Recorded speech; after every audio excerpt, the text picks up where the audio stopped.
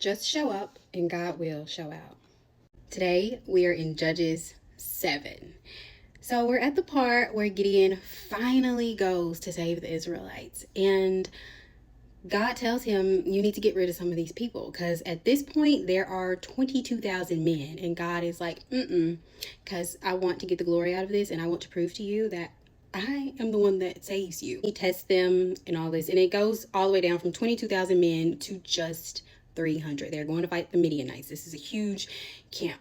We get to verse 9 and it says, that night the Lord said, get up, go down into the Midian camp, for I have given you victory over them. But then he says, but if you are afraid to attack, go down to the camp with your servant Purah. So God already knew. He was comforting him again and giving him a reassurance for the fourth time. Listen to what the Midianites are saying, and you will be greatly encouraged. Then you'll be eager to attack.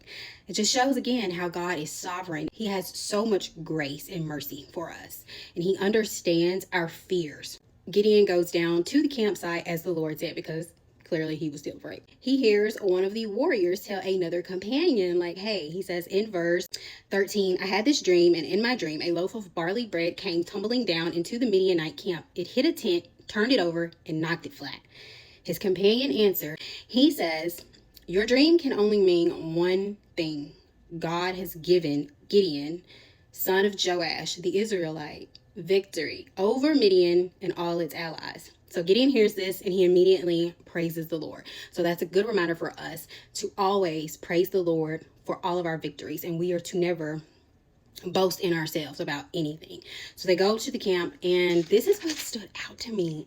We're going to go to verse 21, and it says, each man stood at his position around the camp and watched as all the Midianites rushed into a panic, shouting as they ran to escape.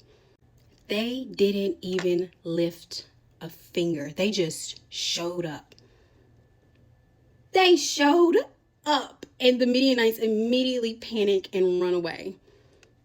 And that is how God got the glory. And that is exactly how we should allow God to get the glory in our lives. Just show up. He calls us to do something. Just show up, and he will order the rest of our steps. Like, this was so easy. Sometimes I think we make life so hard. We just make things so complicated for absolutely no reason.